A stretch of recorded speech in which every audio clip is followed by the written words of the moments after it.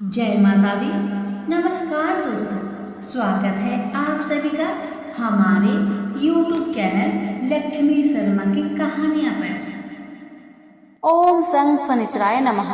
अरे भक्तगणों, माघ महीने की शुरुआत हो चुकी है। आज है माघ महीने की दूसरा शनिवार और आज आप सभी श्रवण करेंगे शनि भगवान की व्रत कथा। वार का व्रत रखने से नौकरी और व्यापार में सफलता मिलती है और जीवन में हमेशा सुख समृद्धि और मान सम्मान बना रहता है। इसलिए प्यारे भक्तगणों, अगर आप शनिवार का व्रत करते हैं तो कथा को पूरा श्रद्धा से और संचित मन से अवश्य सुनिएगा। आपकी सभी मनोकामना अवश्य पूर्ण होगी। जो लोग व्रत नहीं करते वे भी कथा श्रवण मात्र से शनि भगवान की कृपा प्राप्त कर सकते हैं। तो प्रेम से बोलिए शनि महाराज की जय। कथा को पूरा अवश्य सुने। भगवान आपकी हमारी सभी की मनोकामना को पूर्ण करे। कथा इस प्रकार है। एक समय स्वर्ग लोक में सबसे बड़ा कौन के प्रश्न पर नव ग्रहों के देवता में वाद विवाद हो गया। अब निर्णय के लिए सभी देवता देवराज इंद्र के पास पहुँचे और बोले, हे देवराज, आपको निर्णय करना होगा कि हम में से सबसे श्रेष्ठ कौन है। देवताओं के प्रश्न सुन इंद्र उलझन में पड़ गए। फिर उन्होंने सभी को पृथ्वी लोक में राजा विक्रम आदित्य के पास चलने का सुझाव दिया। सभी ग्रहों के देवता भूलोक राजा विक्रम आदित्य के दरबार में पहुंचे। जब सभी ग्रहों के देव ने अपना प्रश्न राजा विक्रम आदित्य से पूछा तो वह भी कुछ देर के लिए परेशान हो उठे, क्योंकि उन्हें पता था कि सभी ग्रह अपनी अपनी शक्तियों के कारण महान थे। किसी को भी छोटा या बड़ा कह देने से उनके क्रोध के प्रकोप से भयंकर हानि पहुंच सकती थी। बहुत सोच विचार करने के बाद अचानक राजा विक्रमादित्य को एक उपाय सूझा और उन्होंने विभिन्न वस्तुओं जैसे सोना, चांदी, कांसा, तांबा, शीशा, रांगा, जस्ता, अब्रक व लोहे के 9 आसन बनवाए। सबसे आगे सोने और सबसे पीछे लोहे का आसन रखा गया। उन्होंने सभी देवताओं को अपने अपने आसन पर बैठने को कहा। उन्होंने कहा, जो जिसका आसन हो ग्रहण करे। जिसका आसन पहले होगा वह सबसे बड़ा तथा जिसका बाद में होगा वह सबसे छोटा होगा। चूंकि लोहे का आसन सबसे पीछे था, इसलिए शनिदेव समझ गए कि राजा ने मुझे सबसे छोटा बना दिया है। इस निर्णय से शनिदेव रुष्ट होकर बोले, हे राजन, तुमने मुझे सबसे पीछे बैठाकर मेरा अपमान किया है। तुम मेरी शक्तियां से परिचित नहीं हो। सूर्य एक राशि पर 1 महीने, चंद्रमा 2 महीने 2 दिन, मंगल 1.5 महीने, बुध और शुक्र 1 महीने, बृहस्पति 13 महीने रहते हैं। लेकिन मैं किसी भी राशि पर 2.5 वर्ष से लेकर 7.5 वर्ष तक रहता हूँ। बड़े बड़े देवताओं को मैंने अपने प्रकोप से पीड़ित किया है। अब तू भी मेरे प्रकोप से सावधान रहना। इस पर राजा विक्रमादित्य बोले, जो कुछ मेरे भाग्य में होगा देखा जाएगा। इसके बाद अन्य ग्रहों के देवता तो प्रसन्न मन के साथ खुशी खुशी चले गए वहां से। लेकिन शनि महाराज बड़े क्रोध के साथ वहां से विदा हुए। कुछ समय बाद जब राजा विक्रमादित्य पर साधे साथी की दशा आई तो शनिदेव ने घोड़े के व्यापारी के रूप धारण किया और बहुत से घोड़े के साथ विक्रमादित्य की नगरी में पहुंचे। राजा विक्रमादित्य उन घोड़े को देखकर एक अच्छे से घोड़े की अपनी सवारी के लिए चुनकर उस पर चढ़े। वैसे ही होता है ये कि राजा जैसे ही उस घोड़े पर सवार हुए वह बिजली की गति से दौड़ पड़ा। तेजी से दौड़ता हुआ घोड़ा राजा को दूर एक जंगल में ले गया और फिर वहां जाकर उसे गिराकर गायब हो गया। राजा अपने नगर लौटने के लिए जंगल में भटकने लगा, पर उसे कोई भी रास्ता नहीं मिला। राजा को भूख प्यास लगाई। बहुत घूमने पर उन्हें एक चरवाहा मिला। राजा ने उससे पानी मांगा।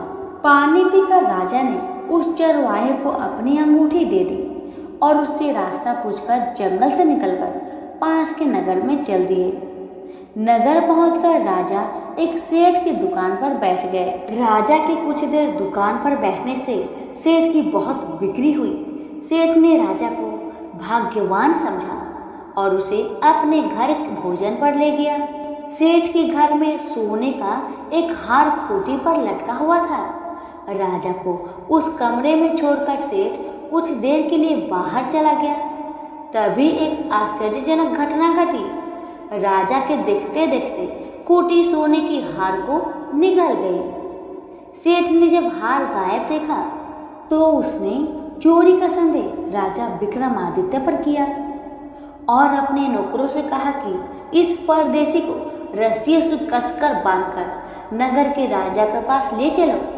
राजा ने विक्रमादित्य से हार के बारे में पूछा तो उन्होंने वही बताया जो उन्होंने देखा था। उन्होंने बताया कि खूंटी ने हार को निगल गया। इस पर राजा के क्रोध और बढ़ गए। उन्होंने चोरी करने के अपराध में विक्रमादित्य के हाथ पांव काटने का आदेश दे दिए। सैनिकों ने राजा विक्रमादित्य के हाथ पांव को काट दिए और उन्हें सड़क पर छोड़ दिया। कुछ दिन बाद एक तेली उन्हें उठाकर अपने घर ले गया और उसे कोल्हू पर बैठा दिया। राजा आवाज देकर बैलों को हाँकता रहता। इस पर तेली का बैल चलता रहा और राजा को भोजन मिलता रहा। शनि की प्रकोप की 7.5 पूरे होने पर वर्षा ऋतु प्रारंभ हुई।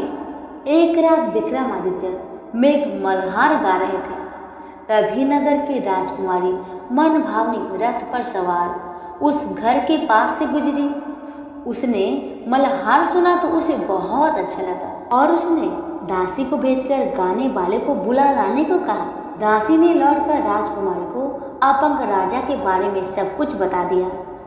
राजकुमारी उसके मेघ मल्हार से बहुत मोहित हुई और सब कुछ जानते हुए भी उसने अपंग राजा से विवाह करने का निश्चय किया। राजकुमारी ने अपनी इच्छा अपने माता पिता को बताया। तो माता पिता बात सुनकर बहुत हैरान रह गए। राजकुमारी के माता पिता ने राजकुमारी को बहुत समझाया कि उससे विवाह ना करो, कि राजकुमारी ने अपनी जिद नहीं छोड़ी। राजकुमारी ने कहा, अगर मेरा विवाह विक्रमादित्य के साथ न हुआ तो मैं अपनी प्राण त्याग दूंगी। राजकुमारी की ऐसी बातें सुनकर माता पिता को विवश होकर अपंग विक्रमादित्य से राजकुमारी का विवाह करना पड़ा। विवाह के बाद राजा विक्रमादित्य और राजकुमारी तेली के घर में रहने लगे। उसी रात स्वप्न में शनिदेव ने राजा विक्रमादित्य से कहा, राजा तुमने मेरा प्रकोप देख लिया, मैंने तुम्हें अपने अपमान का दंड दिया है। राजा ने शनिदेव से क्षमा करने को कहा और प्रार्थना की, हे शनि महाराज, आपने जितना दुख मुझे दिया है अन्य किसी को न देना। शनि महाराज ने कहा, राजन, मैं तुम्हारी प्रार्थना स्वीकार करता हूँ। जो कोई स्त्री पुरुष मेरी पूजा करेगा, कथा का श्रवण करेगा, जो नित्य ही मेरा ध्यान करेगा, चींटियों को आटा खिलाएगा, वह सभी प्रकार के कष्टों से मुक्त होता रहेगा तथा उसके सब मनोरथ पूर्ण होंगे। यह कहकर शनि भगवान अंतर्ध्यान हो गए। प्रातःकाल राजा विक्रमादित्य की नींद खुली तो उसने अपने हाथ पांव देखकर राजा को बहुत खुशी हुई। उन्होंने मन ही मन शनिदेव को प्रणाम किया। राजकुमारी भी राजा के हाथ पांव सलामत देखकर आश्चर्य में डूब गई। तब राजा विक्रमादित्य ने अपना परिचय देते हुए शनि भगवान के प्रकोप की सारी कहानी कह सुनाई। इधर सेठ को जब इस बात का पता चला तो दौड़ता हुआ आया और राजा विक्रमादित्य के चरणों में गिरकर क्षमा मांगने लगा। राजा विक्रमादित्य ने उसे क्षमा कर दिया क्योंकि वह जानते थे कि यह सब शनिदेव के प्रकोप के कारण हुआ है। सेठ राजा विक्रमादित्य को पुनः अपने घर को ले गया और उसे भोजन कराया। भोजन करते समय वहां एक आश्चर्य घटना घटी। सबके देखते देखते उस खूंटी ने हार को उगल दिया। सेठ ने अपनी बेटी का विवाह भी राजा विक्रमादित्य के साथ कर दिया और बहुत से स्वर्ण आभूषण धन आदि देकर राजा को विदा किया। राजा विक्रमादित्य राजकुमारी मन भावनी और सेठ की बेटी के साथ अपने नगर वापस पहुंचे तो नगर वासियों ने हर्ष के साथ उनका स्वागत किया। अगले दिन राजा विक्रमादित्य ने पूरे राज्य में घोषणा कराई कि शनिदेव सब ग्रहों में सर्वश्रेष्ठ है। प्रत्येक स्त्री पुरुष शनिवार का व्रत करे और उनकी कथा का श्रवण अवश्य करे। राजा विक्रमादित्य की घोषणा से शनिदेव बहुत प्रसन्न हुए। शनिवार का व्रत करने और व्रत कथा सुनने से शनिदेव की अनुकंपा बनी रहती है और जातक के सभी दुख दूर हो जाते हैं। शास्त्रों के अनुसार रामायण काल में एक समय शनिदेव को अपने बल पर पराक्रम और घमंड हो गया था। उस काल में हनुमान जी की बल और पराक्रम की कीर्ति चारों दिशाओं में फैली हुई थी। जब शनि को हनुमान जी के संबंध में जानकारी प्राप्त हुई तो शनि बजरंग बली से युद्ध करने के लिए निकल पड़े। आगे बढ़ने पर कुछ दूरी पर शनि देव ने देखा कि एक शांत स्थान पर हनुमान जी अपने स्वामी श्री राम की भक्ति में लीन थे। तभी वहां शनि देव आ गए और उन्होंने बजरंग बली को युद्ध के लिए ललकारा। युद्ध की ललकार सुनकर हनुमान जी शनिदेव को समझाने का प्रयास करने लगे, लेकिन शनिदेव माने ही नहीं और युद्ध के लिए आमंत्रित करने लगे। अंत में हनुमान जी भी युद्ध के लिए तैयार हो गए। दोनों के बीच घमासान युद्ध हुआ। हनुमान जी ने शनि को बुरी तरह परास्त कर दिए। युद्ध में हनुमान जी द्वारा किए गए प्रहारों से शनिदेव के पूरे शरीर में भयंकर पीड़ा हो रही थी। इस पीड़ा को दूर करने के लिए हनुमान जी ने शनि को तेल दिया। इस तेल को लगाते ही शनिदेव की समस्त पीड़ा दूर हो गई। तभी से शनिदेव को तेल अर्पित करने की परंपरा प्रारंभ हो गई। शनिदेव पर जो भी व्यक्ति तेल अर्पित करता है उसके जीवन की समस्त परेशानियां दूर हो जाती हैं और धन अभाव खत्म हो जाता है। जबकि एक अन्य कथा के अनुसार जब भगवान की सेना ने सागर सेतु बांध लिया तब राक्षस इसे हानि न पहुंचा सके, इसके लिए पवन सुत हनुमान को उसकी देखभाल की जिम्मेदारी सौंपी गई। जब हनुमान जी शाम के समय अपने इष्ट देव राम के ध्यान में मग्न थे तभी सूर्य पुत्र शनि ने अपना काला कुरूप चेहरा बनाकर क्रोध पूर्वक कहा, हे बानर, मैं देवताओं में शक्तिशाली शनि हूँ। सुना है तुम बहुत बलशाली हो। आंखें खोलो और मेरे साथ युद्ध करो। मैं तुमसे युद्ध करना चाहता हूँ। इस पर हनुमान ने विनम्रता पूर्वक कहा, इस समय मैं अपने प्रभु को याद कर रहा हूँ। आप मेरी पूजा में विघ्न मत डालिए। आप मेरे आदरणीय हैं। कृपा करके आप यहाँ से चले जाइए। जब शनिदेव लड़ने पर उतर आए तो हनुमान जी ने अपनी पूंछ में लपेटना शुरू कर दिया। फिर उन्हें कसना प्रारंभ कर दिए। जोर लगाने पर भी शनि उस बंधन से मुक्त नहीं हो पा रहे थे। पीड़ा से व्याकुल होने लगे। फिर हनुमान जी ने सेतु की परिक्रमा कर शनि के घमंड को तोड़ने के लिए पत्थरों पर पूंछ को झटका दे देकर पटकना शुरू कर दिए।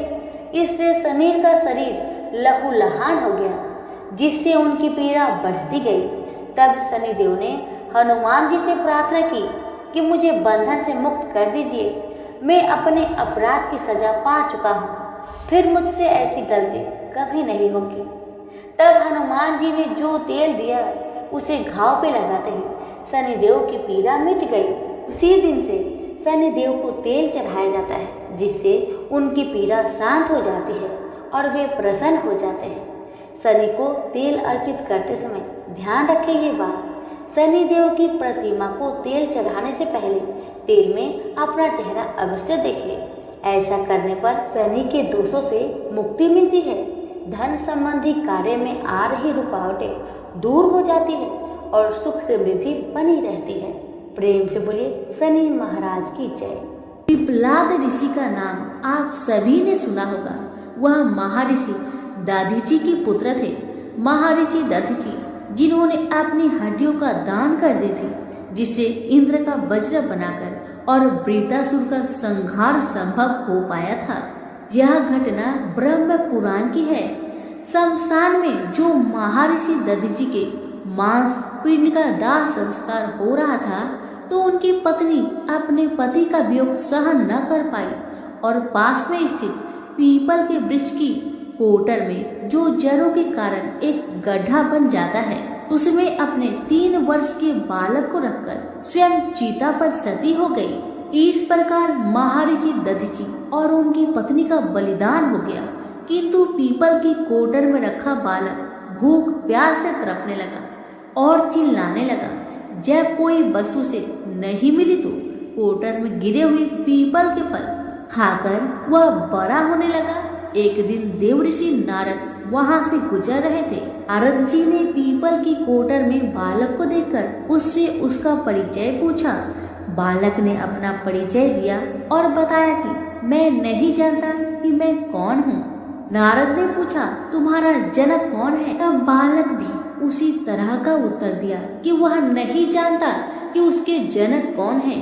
तब नारद जी ने अपना ध्यान धरकर उस बच्चे के बारे में पूरी जानकारी निकाली और उसे बताया कि तुम महान दधीचि के पुत्र हो। तुम्हारे पिता की अस्थियों का वज्र बनाकर ही देवताओं ने असुरों पर विजय प्राप्त की थी। नारद ने बताया कि तुम्हारे पिता दधीचि की मृत्यु मात्र 31 वर्ष की उम्र में ही हो गई थी। बालक ने अपने पिता की अकाल मृत्यु के बारे में जानना चाहा।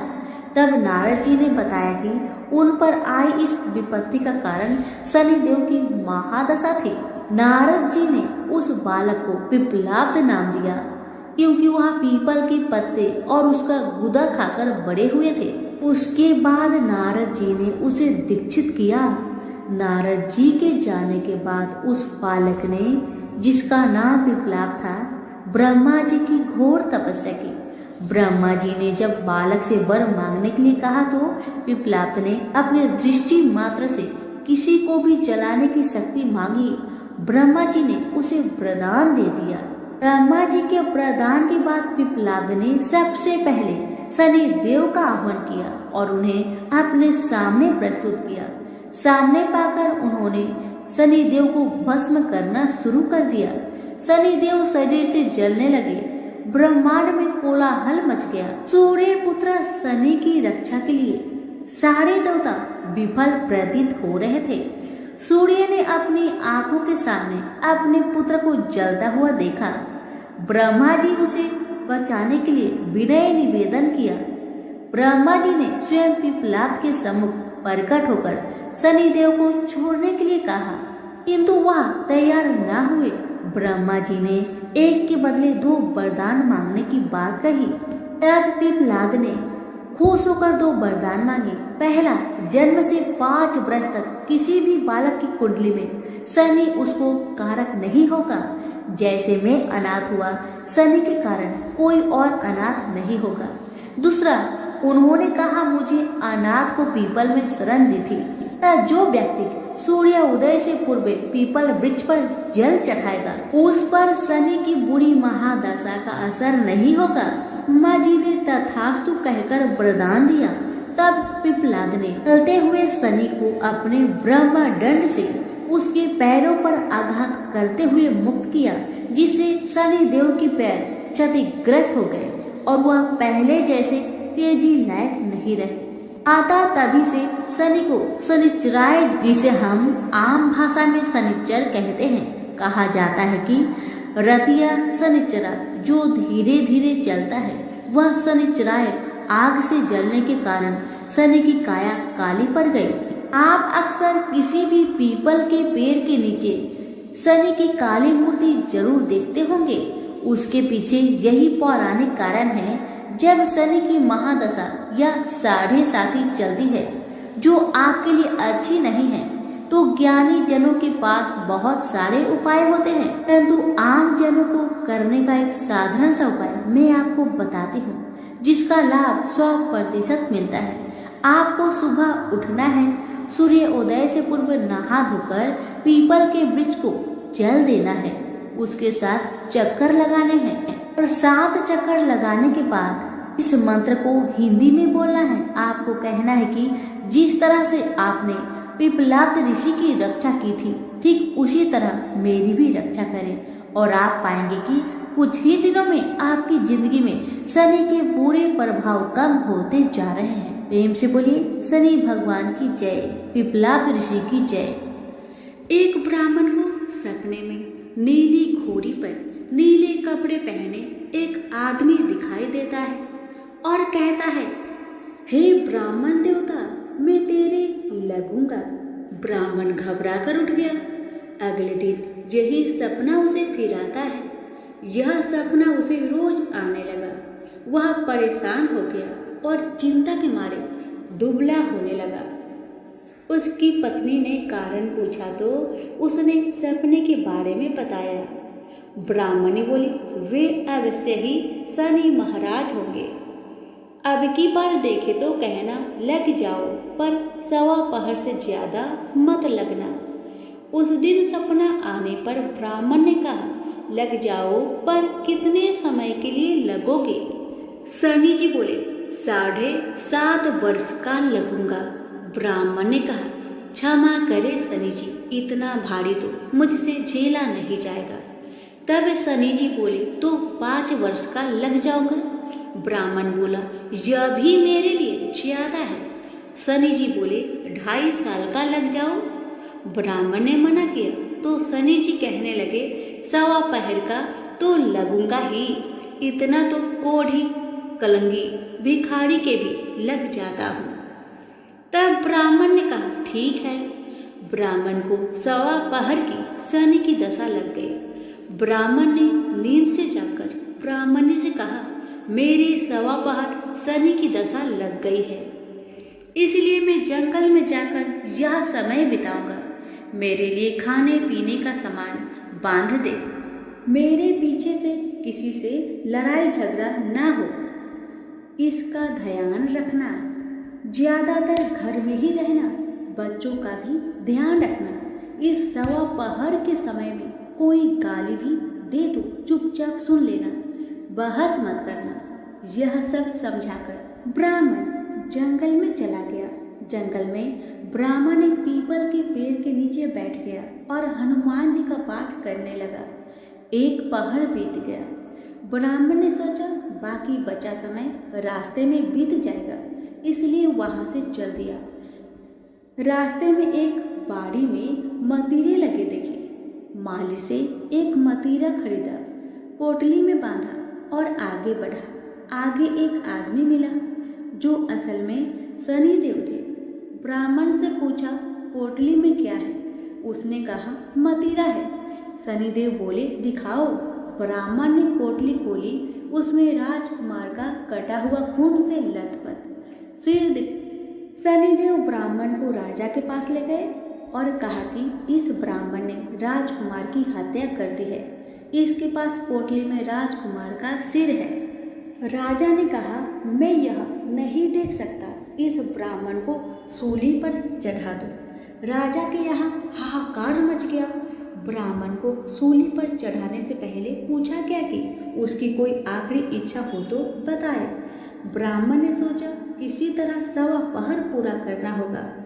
उसने कहा, वह रोज बालाजी की कथा सुनता है। मरने से पहले अंतिम बार बालाजी की कथा सुनना चाहता हूँ। ब्राह्मण को कथा सुनाने का प्रबंध किया गया। कथा कहते कहते सवा पहर पूरा हो गया। शनि की दशा टलते ही राजकुमार शिकार खेल कर लौटता हुआ दिखाई दिया। राजकुमार को आता देख राजा बहुत खुश हुआ, लेकिन उसे निर्दोष ब्राह्मण की हत्या का दोष लगने का डर सताने लगा। उसने तुरंत घुड़सवार सैनिकों को ब्राह्मण को आदर सहित ले आने के लिए भेजा। ब्राह्मण राज दरबार में आया तो राजा ने क्षमा मांगी और पोटली दिखाने के लिए कहा। पोटली खोली तो उसमें मतीरा था। राजा ने इन सब के बारे में पूछा तो ब्राह्मण ने बताया, मुझे सवा पहर की शनिचर की दशा लगी थी, इस कारण यह सब तमाशा हुआ। राजा ने पूछा, यह दशा कैसे टलती है? ब्राह्मण बोला, राजा, ये सेठ के लगे तो काला हाथी या काला घोड़ा दान करे, गरीब के लगे तो पीपल की पूजा करे। तब बोले, साचा शनिचर कहिए, जाके पाव सदा ही पढ़िए। शनि की कहानी सुने, तिल का तेल और काला उड़द दान करे, काले कुत्ते को तेल से चूपर कर रोटी खिलाए तो शनिचर की दशा उतर जाती है। राजा ने उसे मदिरा वापस दे दिया।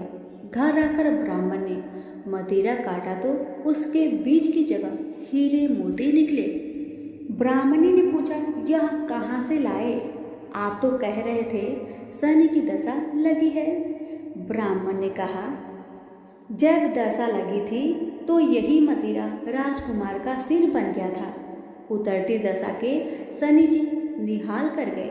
हे शनि देवता, जैसे ब्राह्मण के शनि की दशा लगी वैसे किसी के ना लगे, निहाल सबको करे। प्रेम से बोलिए शनि महाराज की जय हो। शनि की धीमी गति के कारण रावण को माना जाता है। रावण और शनि देव को लेकर एक पौराणिक कथा काफी प्रचलित है। आइए जानते हैं। हिंदू धर्म में शनि देव को न्याय का देवता कहा गया है। शनिवार के दिन शनि देव की विशेष पूजा की जाती है। शनि देव की दृष्टि से कोई भी व्यक्ति बच नहीं पाता। माना जाता है कि शनि देव विशेष राशि में 2.5 साल तक निवास करते हैं। शनि की गति सभी ग्रहों से सबसे धीमी मानी जाती है। कहा जाता है कि रावण एक ब्राह्मण परिवार से था। रावण शिव का सबसे बड़ा भक्त था। रावण एक महान योद्धा होने के साथ साथ अच्छा राजनीतिक, महाप्रतापी और प्रखंड विद्वान था। एक पौराणिक कथा के अनुसार जब रावण की पत्नी मधुदरी गर्भवती हुई तब रावण बहुत प्रसन्न हुआ। रावण के मन में जिज्ञासा उठी कि उनकी भावी संतान महापराक्रमी और दीर्घ आयु पैदा हो। इसलिए रावण ने सभी ग्रहों को अपनी संतान के जन्म के समय उचित नक्षत्रों में उत्तम स्थान में रहने के लिए कहा। जैसे कि रावण बहुत पराक्रमी था तो सभी ग्रह रावण के भय के कारण उसकी बात मानने को मजबूर थे। लेकिन शनिदेव ने रावण की बात नहीं मानी, जिसके बाद रावण ने क्रोध में आकर शनिदेव को बंदी बना लिया और बलपूर्वक अपनी बात मनवाने पर जोर दिया। लेकिन शनिदेव अपनी बात पर अड़े रहे, परंतु रावण ने अपनी शक्तियों का प्रयोग करके शनिदेव को अपने प्रभाव में ले लिया। तब बाकी ग्रह की तरह शनिदेव सही स्थिति में बैठ गए। लेकिन जब रावण के पुत्र मेघनाथ का जन्म का समय आया तब शनिदेव ने अपनी दृष्टि वक्र कर ली, जिसके कारण मेघनाथ की आयु कम हो गई। जब रावण को यह पता चला तो रावण ने क्रोधित होकर शनि देव का पैर काट दिया। कहा जाता है इस वजह से शनि देव की चाल अन्य ग्रहों के मुकाबले धीमी रहती है। प्रेम से बोलिए शनि महाराज की जय हो। शनि देव साक्षात रुद्र है। उनकी शरीर क्रांति इंद्र नीलमणि के समान है। शनि भगवान के शीश पर स्वर्ण मुकुट, गले में माला तथा शरीर पर नीले रंग के वस्त्र सुशोभित है। शनिदेव गिद्ध पर सवार रहते हैं। हाथों में क्रमशः धनुष, बाण, त्रिशूल और वर मुद्रा धारण करते हैं। वे भगवान सूर्य तथा छाया के पुत्र हैं। वे क्रूर ग्रह माने जाते हैं। इनकी दृष्टि में क्रूरता का मुख्य कारण उनकी पत्नी का श्राप है। ब्रह्म पुराण के अनुसार बाल्यकाल से ही शनिदेव भगवान श्री कृष्ण के अनन्य भक्त थे। वे भगवान श्री कृष्ण के अनुराग में निमग्न रहा करते थे। युवा अवस्था में उनके पिताश्री ने उनका विवाह चित्ररथ की कन्या से करवा दिया। उनकी पत्नी सती, सावित्री एवं परम तेजस्विनी थी। एक रात्रि वह ऋतु स्नान कर पुत्र प्राप्ति की इच्छा के लिए शनिदेव के पास पहुंची। पर देवता तो भगवान श्री कृष्ण के ध्यान में लीन थे। उन्हें ब्रह्म संसार की सुधि ही नहीं थी। उनकी पत्नी प्रतीक्षा करके थक गई। उनका ऋतुकाल निष्फल हो गया। इसलिए उन्होंने क्रोध होकर शनिदेव को श्राप दिया कि आज से जिसे तुम देखोगे वह नष्ट हो जाएगा। ध्यान टूटने पर शनिदेव ने अपनी पत्नी को मनाया उनकी धर्म पत्नी को अपनी भूल पर पश्चाताप हुआ, किंतु श्राप के प्रतिकार की शक्ति उनमें नहीं थी। तभी से शनिदेव अपना सिर नीचे करके रहने लगे, क्योंकि वे नहीं चाहते थे कि किसी का अनिष्ट हो। प्रेम से बोलिए शनि भगवान की जय हो। जय जय श्री शनिदेव भक्तन हितकारी, सूरज के पुत्र प्रभु छाया महातारी। जय जय शनिदेव श्याम अंक वक्र दृष्टि चतुर्भुजधारी, नीलांबर धारनाथ गज की सवारी। जय जय शनिदेवा क्रीट मुकुट शीस रचित दीपत है लीलारी, मुक्तन की माला गले शोभित बलिहारी। जय जय शनिदेवा मोदक मिष्ठान पान चढ़त है सुपारी, लोहा तिल तिल उरद महिषी अति प्यारी। जय जय शनिदेवा जय जय शनिदेवा, देव धनुज ऋषि मुनि सुमरन नर नारी, देव धनुज ऋषि मुनि सुमिरन नर नारी। विश्वनाथ धरत ध्यान शरण है तुम्हारी। जय जय शनिदेवा जय जय शनिदेवा। प्रेम से बोलिए शनि महाराज की जय। अब सुनिए माँ महाकाली की कथा, तो प्रेम से बोलिए महाकाली की जय। काली कालिका या महाकाली हिंदू धर्म की एक प्रमुख देवी है।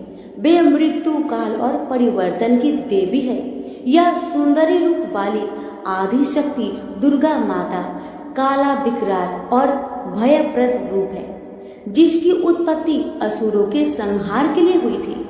उनको विशेषतः बंगाल, ओडिशा और असम में पूजा जाता है। हिंदू धर्म में माँ काली का प्रमुख स्थान है।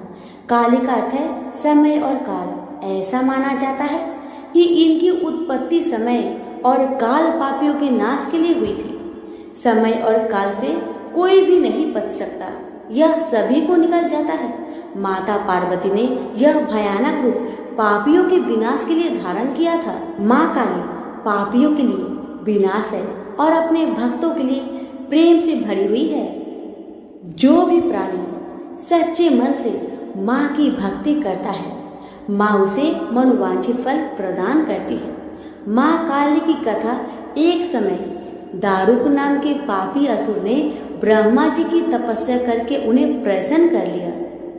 ब्रह्मा जी से पाए वरदान के कारण दारू अत्यंत बलशाली हो गया। वह देवताओं और ब्राह्मण को परेशान करने लगा। वह उन पर अत्याचार करने लगा। धार्मिक अनुष्ठान यह बंद करवा दिए और स्वर्ग लोक को चला गया। सभी देवता विचलित होकर ब्रह्मा जी और विष्णु जी के पास सहायता मांगने के लिए चले गए। ब्रह्मा जी ने बताया कि दारू का नाश सिर्फ स्त्री के हाथ से हो सकता है। सभी बड़े देवता भी उससे युद्ध में हार चुके थे। अंत में यह निश्चय किया गया कि दारू का वध भगवान शिव की पत्नी माता पार्वती करेगी। भगवान शिव ने अपनी तीसरा नेत्र खोलकर भयानक और प्रचंड महाकाली को जन्म दिया। उनका शरीर काले रंग का था और माँ काली के माथे पर तीसरा नेत्र और चंद्र रेखा थी। उनके हाथों में त्रिशूल और कई प्रकार के अस्त्र शस्त्र थे। महाकाली के प्रचंड रूप को देखकर सभी देवता थर थर कांपने लगे और वहां से भागने लगे। युद्ध में दारू महाकाली से पराजित हुआ और इस तरह उस दुष्ट का अंत हुआ। महाकाली के भयानक रूप से चारों तरफ अग्नि की भयानक लपटें उत्पन्न हो गई। महाकाली के क्रोध को सिर्फ भगवान शिव ही रोक सकते थे, इसलिए उन्होंने एक बालक का अवतार लिया। भगवान शिव शमशान पहुंचे और वहां बालक के रूप में लेटकर रोने लगे। छोटे बालक को देखकर महाकाली का क्रोध शांत हो गया। उनके हृदय में ममता भावना जागृत हो गई। उन्होंने शिव रूपी उस छोटे बालक को उठा लिया और अपने स्तनों से दूध पिलाने लगे। इस प्रकार से शिव जी ने उनके क्रोध को पी लिया। इस प्रकार महाकाली का भयानक और प्रचंड क्रोध शांत हुआ। उसके बाद महाकाली मूर्छित हो गई। उन्हें होश में लाने के लिए भगवान शिव ने तांडव नृत्य किया। होश में आने पर वह पुनः माता पार्वती के रूप में आ चुकी थी। माता पार्वती भगवान शिव का नृत्य देखकर नृत्य करने लगी, जिसके कारण उन्हें योगिनी के नाम से भी पुकारा जाता है। इसके अलावा महाकाली ने महिषासुर, चंडमुंड, रक्तपीज, शुभ निशुभ जैसे राक्षसों का वध किया। 10 महाविद्याओं में से महाकाली प्रथम महाविद्या है। तो सभी प्रेम से बोले महाकाली की जय हो।